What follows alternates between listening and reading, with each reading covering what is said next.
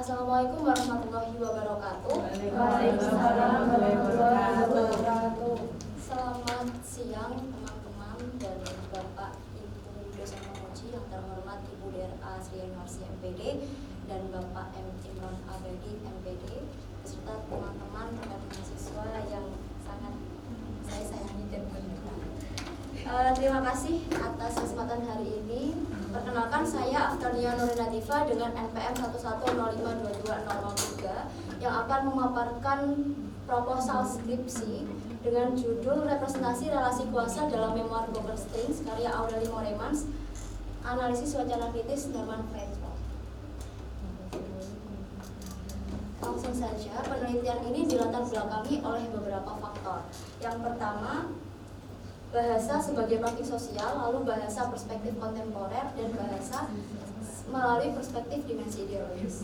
Yang pertama, menurut Manulu pada penelitiannya pada tahun 2025, bahasa tidak lagi dipandang sebagai alat komunikasi yang netral, melainkan sebagai praktik sosial yang berperan aktif dalam membentuk dan merepresentasikan sebuah realitas. Nah, melalui bahasa ini nantinya individu tidak hanya menyampaikan sebuah informasi atau pesan, tetapi juga mengonstruksi sebuah makna, identitas, serta pengalaman berdasarkan nilai, kepentingan, dan kerangka ideologi tertentu.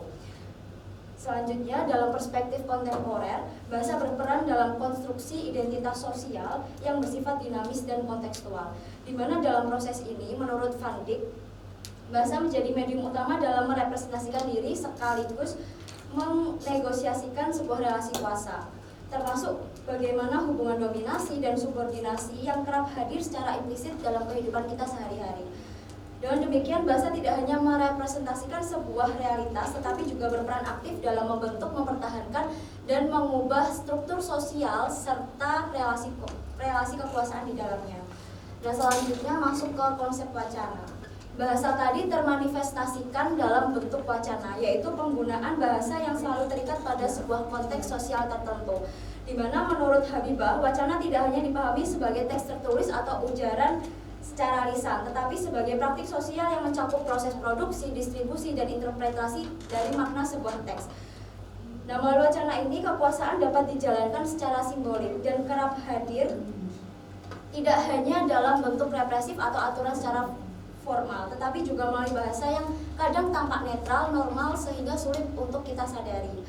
Selanjutnya, untuk memahami kompleksitas dari konsep wacana, hadirlah sebuah pendekatan yang namanya analisis wacana.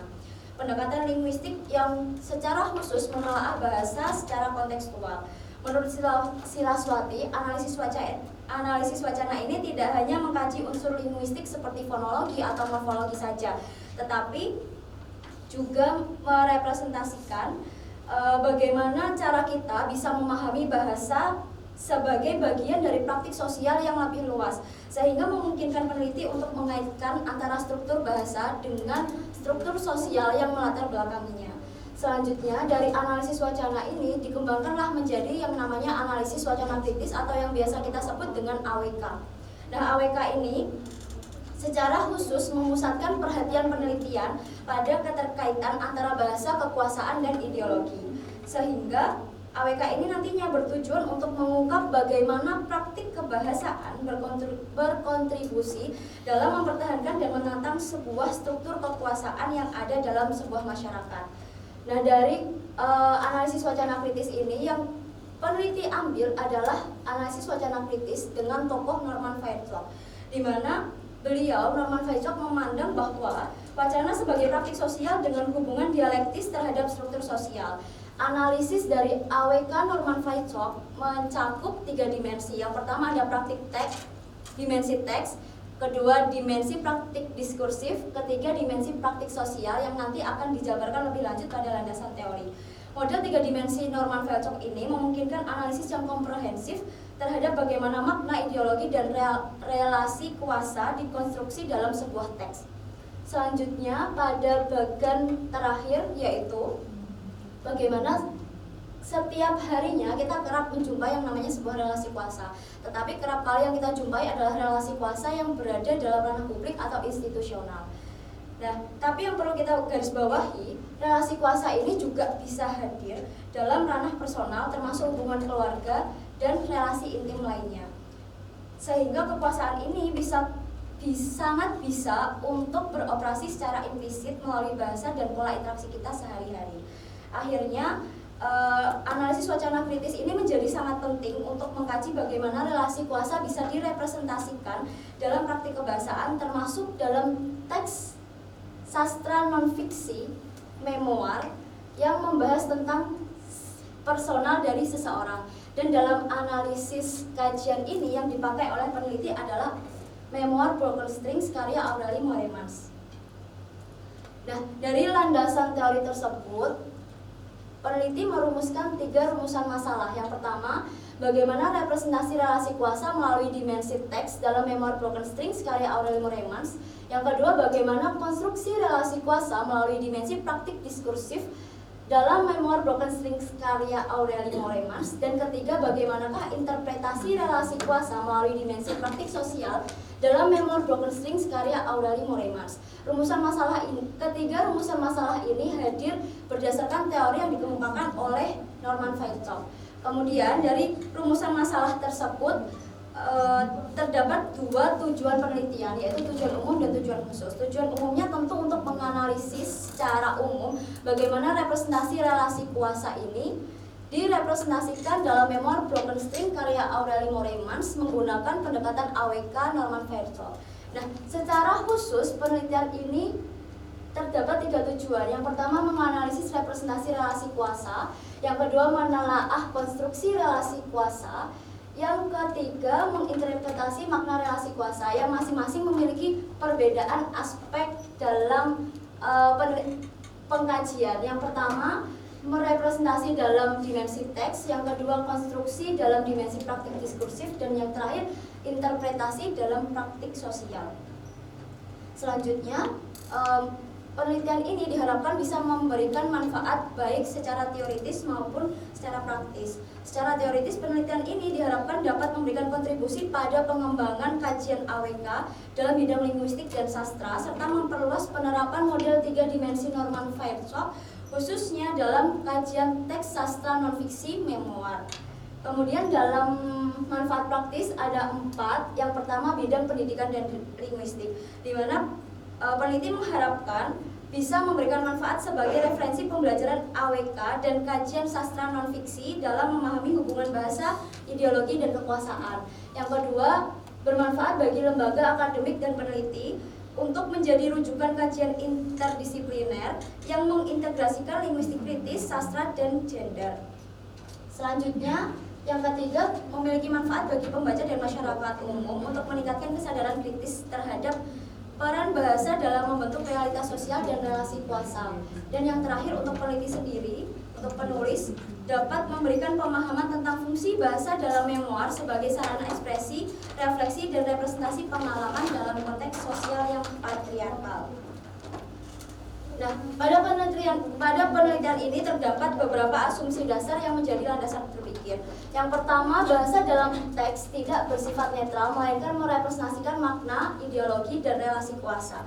Kemudian yang kedua, teks memoir sebagai objek kajian mengandung pengalaman subjektif yang dapat dianalisis secara kritis.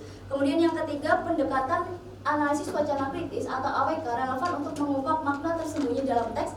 Dan yang terakhir, data yang digunakan dalam penelitian dianggap valid dan mampu menjawab rumusan masalah. Dan memasuki selanjutnya yaitu kajian pustaka di penelitian terdahulu.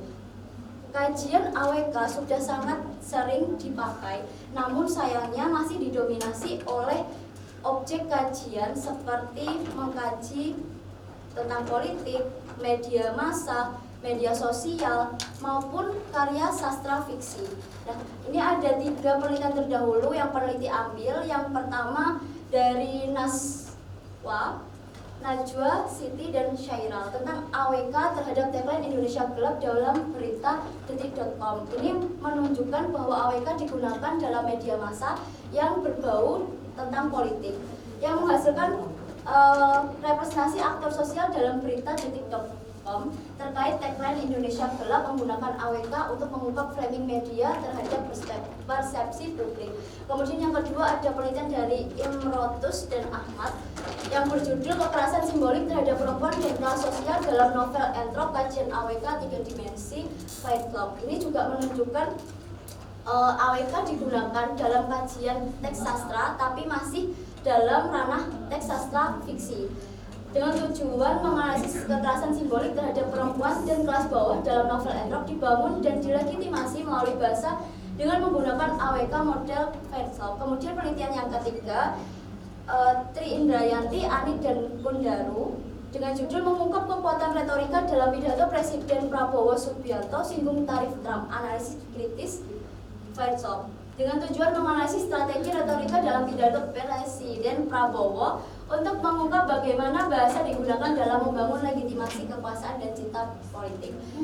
Penelitian terdahulu ini memiliki persamaan, yaitu sama-sama menggunakan teori dari AWK Norman Fairclough. Yang membedakan hanya objeknya, dan yang membedakan dengan peneliti adalah meskipun peneliti juga menggunakan kajian Norman Fairclough, tapi penelitian tentang memoir itu masih sangat terbatas, sehingga itulah yang digunakan peneliti untuk mengisi celah dari penelitian yang belum ada. Jadi kalau penelitian terdahulu itu sudah marak digunakan AWK Norman Fairclough, tapi hanya sebatas pada media massa, media sosial, berita politik, dan karya sastra fiksi. Sehingga penelitian ini menawarkan perspektif baru untuk memperluas kajian AWK Norman Fairclough dengan objek kajian yang berbeda, yaitu menggunakan